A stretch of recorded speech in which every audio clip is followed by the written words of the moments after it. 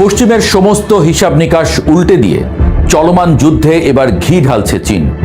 এতদিন যা ছিল নিছক গুঞ্জন, ব্রিটিশ দৈনিক দ্য টেলিগ্রাফের বোমা ফাটানো বিশ্লেষণে, তা এখন ওয়াশিংটন আর তেল আবিবের জন্য সবচেয়ে বড় আতঙ্কের কারণ হয়ে দাঁড়িয়েছে।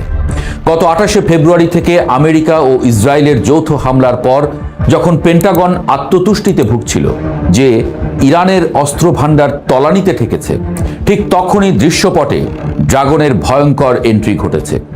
রাসায়নিক বোঝাই একাধিক জাহাজ সোজা গিয়ে ভিড়ছে ইরানের বন্দরে।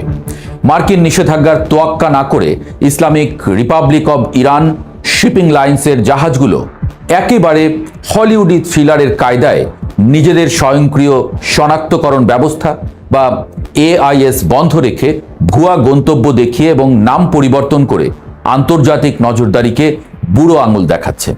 চীনের ঝুহাই শহরের গাওলান বন্দর থেকে আসা এই জাহাজগুলোতে রয়েছে সোডিয়াম পারক্লোরেট, যা কঠিন জ্বালানি ভিত্তিক ব্যালিস্টিক ক্ষেপণাস্ত্র তৈরির ব্রহ্মাস্ত্র। বিশ্লেষকদের মতে গোলবান ও জাইরান নামের জাহাজগুলোর এই চালান দিয়ে অনায়াসেই প্রায় 785টি অতিরিক্ত ব্যালিস্টিক ক্ষেপণাস্ত্র বানিয়ে ফেলতে পারবে তেহরান।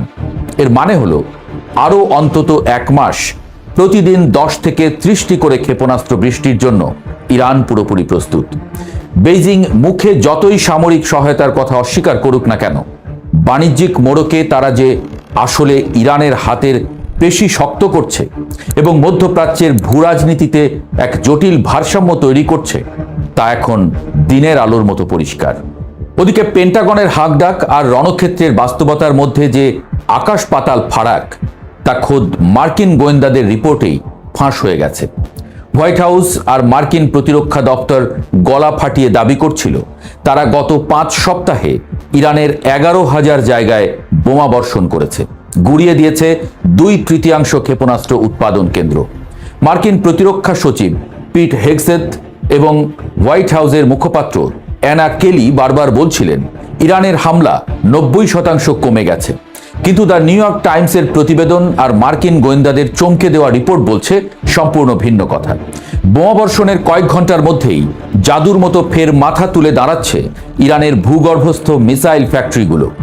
আবার পুরো দমে শুরু হয়ে যাচ্ছে উৎপাদন। অর্থাৎ আমেরিকা যতই দাবি করুক, বাস্তবে ইরানের অস্ত্র ভাণ্ডারে কোনো টান তো পড়েইনি। উল্টো বিকেন্দ্রীকৃত এই উৎপাদন ব্যবস্থা রীতিমতো ঘোল খাইয়ে ছাড়ছে মার্কিন বোমারু বিমানগুলোকে। ইরান প্রমাণ করে দিচ্ছে তাদের কাছে এখনও পর্যাপ্ত ক্ষেপণাস্ত্র এবং নিখুঁত উৎক্ষেপণ ব্যবস্থা অক্ষত রয়েছে। আর এই যুদ্ধের সবচেয়ে বড় ট্র্যাজেডি বা আমেরিকার জন্য সবচেয়ে বড় লজ্জার অধ্যায় হয়ে উঠেছে তাদের নিজেদের আকাশসীমার অহংকার ধুলোয় মিশে যাওয়া। যে আকাশ এতদিন ছিল মার্কিন যুদ্ধ বিমানের অবাধ বিচরণ ক্ষেত্র, সেই আকাশই এখন তাদের জন্য মৃত্যু ফাঁদ। ইতোমধ্যে অন্তত 7টি অত্যাধুনিক মার্কিন সামরিক উড়োজাহাজ ধ্বংস হওয়ার খবর বিশ্ব গণমাধ্যমগুলোতে তোলপাড় ফেলেছে। দক্ষিণ পশ্চিম ইরানে ভূপাতিত হয়েছে অহংকারের প্রতীক F-15E যুদ্ধ বিমান। কুয়েতে ধ্বংস হয়েছে A-10 ফাইটার এবং ক্ষতিগ্রস্ত হয়েছে CH-47 চিনুক হেলিকপ্টার। ইরাকের আকাশ সীমায় ছাই হয়েছে KC-135 রিফুয়েলিং বিমান, যেখানে 6 মার্কিন ক্রু প্রাণ হারানোর খবর বেরিয়েছে। খোদ সৌদি আরবের প্রিন্স সুলতান বিমান ঘাঁটিতে ইরানি হামলায় রানওয়েতেই পুড়ে অঙ্গার হয়েছে E-3 সেন্ট্রি বিমান। এমনকি বাদ যায়নি খোদ F-35 এর মতো রাডার ফাঁকি দেওয়া স্টেলথ ফাইটারও, যাকে জরুরি অবতরণ করতে হয়েছে। এর চেয়েও ভয়ঙ্কর পরিস্থিতি তৈরি হয়েছে নিখোঁজ মার্কিন পাইলটদের নিয়ে। ইরানের মাটিতে আছড়ে পড়া F-15E বিমানের এক পাইলট এখনো নিখোঁজ।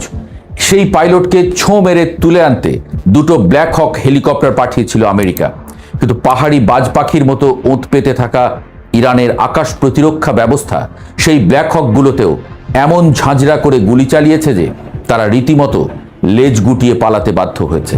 পাইলট নিখোঁজের এই ঘটনাকে কেন্দ্র করে শুরু হয়েছে চরম মনস্তাত্ত্বিক যুদ্ধ।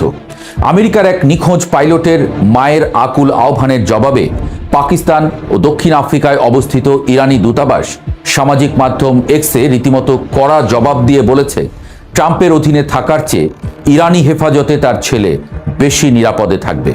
একজন সভ্য ও মুসলিম জাতি হিসেবে তারা বন্দীদের সম্মান করতে জানে। এর মধ্যেই মার্কিন প্রেসিডেন্ট ডোনাল্ড ট্রাম্পের আস্ফালন আর বাগাড়ম্বর থামছেই না। একদিকে হোয়াইট হাউসের ক্রস হল থেকে তিনি যুদ্ধ বিমান খোয়ানোর কথা স্বীকার করছেন, অন্যদিকে দম্ভ ভরে বলছেন এর কোনো প্রভাব নাকি সমঝোতার আলোচনায় পড়বে না। 48 ঘন্টার মধ্যে হরমুজ প্রণালী না খুললে ইরানের নরক নামিয়ে আনার চরম আলটিমেটামও ট্রুথ সোশ্যালে দিয়ে বসেছেন তিনি। কিন্তু ইরান যেন এসব হুমকিতে থোড়াই কেয়ার করছে। পশ্চিম এশিয়ার এই যুদ্ধ থামাতে পাকিস্তান, সৌদি আরব, মিশর ও তুরস্ক মিলে যখন মধ্যস্থতার জোর চেষ্টা চালাচ্ছে, তখন ইরান সোজা সাপটা জানিয়ে দিয়েছে আমেরিকার সাথে কোনো আলোচনা নয়। ওয়াশিংটনের দেওয়া 15 দফা যুদ্ধবিরতির শর্ত স্রেফ ছুঁড়ে ফেলে দিয়েছে তেহরান। তারা জানিয়ে দিয়েছে আমেরিকার কোনো দাবি গ্রহণযোগ্য নয়, তাই পাকিস্তানের মাটিতে মার্কিন প্রতিনিধিদের সাথে এক টেবিলে বসার প্রশ্নই ওঠে না। সবার মনে এখন একটাই প্রশ্ন, ইরান এই অসাধ্য সাধন করছে কিভাবে?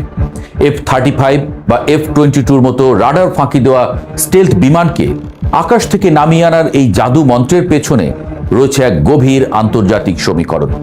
পশ্চিমা অবরোধের মধ্যেই ইরান নিজেদের আকাশ প্রতিরক্ষা ব্যবস্থা